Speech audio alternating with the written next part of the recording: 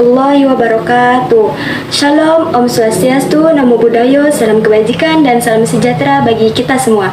Perkenalkan, nama saya Mutiara Hayun dari Program Studi Pendidikan Agama Islam, Fakultas Agama Islam, Universitas Islam Syekh Yusuf dengan NIM 250302050. Pada tugas PKN ini, saya akan membahas tentang aktualisasi nilai Pancasila dalam pendidikan agama Islam. Aktualisasi nilai Pancasila dalam pendidikan agama Islam. Menurut saya, topik ini sangat penting untuk dikaji, teman-teman. Kenapa sih? Karena pada era digital saat ini, generasi muda menghadapi berbagai tantangan, contohnya seperti meningkatnya intoleransi, banyaknya hoaks atau penyebaran hoaks di mana-mana, ujaran kebencian, cyberbullying, serta menurunnya saling menghargai di media sosial. Jika hal ini terus dibiarkan, dapat mengganggu persatuan bangsa dan merusak karakter generasi muda. Contoh kasusnya, banyaknya konflik di media sosial yang awalnya dari komentar atau unggahan yang menyinggung perbedaan agama atau suku, kemudian berkembang pesat dan menjadi perdebatan atau perpecahan. Maka dari itu, diperlukan penguatan nilai-nilai Pancasila dan pendidikan agama Islam agar generasi muda mampu menjadi pribadi yang religius, toleran, cinta tanah air, serta mampu hidup berdampingan dalam keberagaman. Aktualisasi berarti penerapan atau pengamalan nilai dalam kehidupan sehari-hari. Jadi, nilai Pancasila tidak hanya dipahami secara teori, tetapi juga harus diterapkan dalam sikap dan perilaku sehari-hari. Pancasila merupakan dasar negara Indonesia yang menjadi pedoman hidup bangsa Indonesia. Sedangkan pendidikan agama Islam atau PAI adalah pendidikan yang bertujuan membentuk keimanan, ketakwaan, dan akhlak yang baik. Dalam Undang-Undang Dasar 1945 Pasal 29 Ayat 2 dijelaskan bahwa negara menjamin kebebasan setiap warga negara untuk memeluk agama dan beribadah sesuai kepercayaannya. Contoh penerapannya adalah siswa diberikan kebebasan menjalankan ibadah sesuai agamanya masing-masing tanpa adanya diskriminasi atau gangguan dari pihak lain. Sila pertama yaitu ketuhanan Yang Maha Esa mengajarkan bahwa bangsa Indonesia percaya kepada Tuhan dan wajib menghormati semua agama. Dalam pendidikan agama Islam, nilai ini diterapkan melalui peningkatan iman, takwa, ibadah, dan pembentukan akhlak yang baik. Selain itu, sila pertama juga berkaitan dengan moderasi beragama, yaitu sikap menghormati perbedaan keyakinan tanpa memaksakan kehendak kepada orang lain. Dalam sila kedua ini, yaitu kemanusiaan yang adil dan beradab, mengajarkan bahwa setiap manusia harus diperlakukan dengan baik, adil, dan penuh rasa kemanusiaan. Dalam pendidikan agama Islam, nilai ini diterapkan melalui sikap tolong-menolong, menghormati hak orang lain, peduli terhadap sesama, dan tidak melakukan bullying atau diskriminasi. Sila ketiga yaitu Persatuan Indonesia, mengajarkan pentingnya menjaga persatuan dan kesatuan bangsa walaupun Indonesia memiliki banyak suku, agama, budaya, dan bahasa. Dalam pendidikan agama Islam ini, nilai ini diwujudkan melalui ukhuwah Islamiyah, toleransi, dan rasa cinta tanah air. Di era digital saat ini, persatuan bangsa sering terancam oleh berita, hoaks, dan ujaran kebencian di media sosial.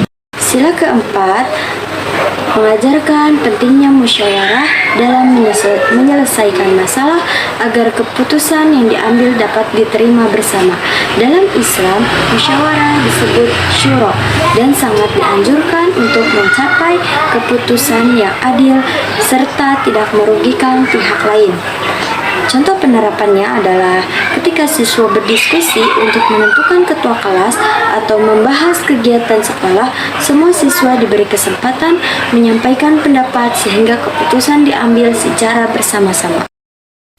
Sila kelima yaitu keadilan sosial bagi seluruh rakyat Indonesia, mengajarkan bahwa setiap warga negara memiliki hak yang sama untuk mendapatkan keadilan dan kesejahteraan.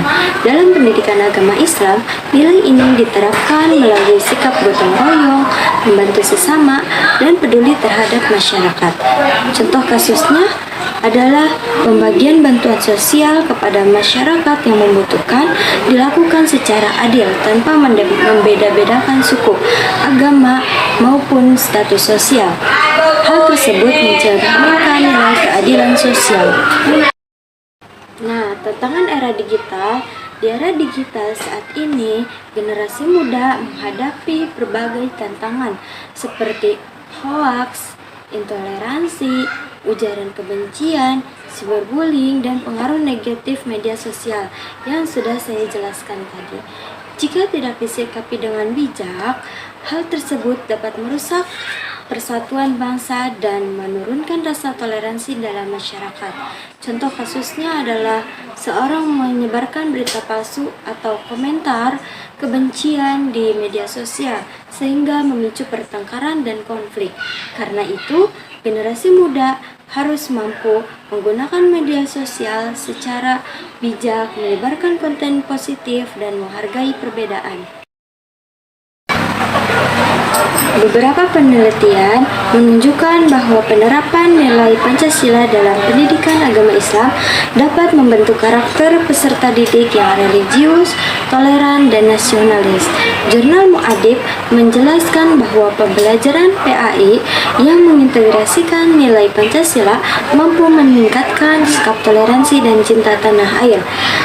Selain itu, penelitian dari UIN Sunan Kalijaga menunjukkan bahwa buku pendidikan agama Islam di tingkat SMA sudah memuat nilai-nilai Pancasila dalam materi pembelajaran. Contoh penerapannya dapat dilihat pada kegiatan sekolah seperti gotong royong bakti sosial dan doa bersama yang mampu mempererat hubungan antar siswa.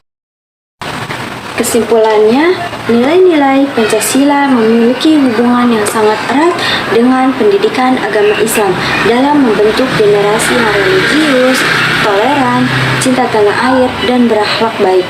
Oleh karena itu, diperlukan penguatan pendidikan karakter, moderasi beragama, dan literasi digital agar generasi muda mampu menghadapi tantangan zaman tanpa meninggalkan nilai-nilai Pancasila dalam ajaran Islam.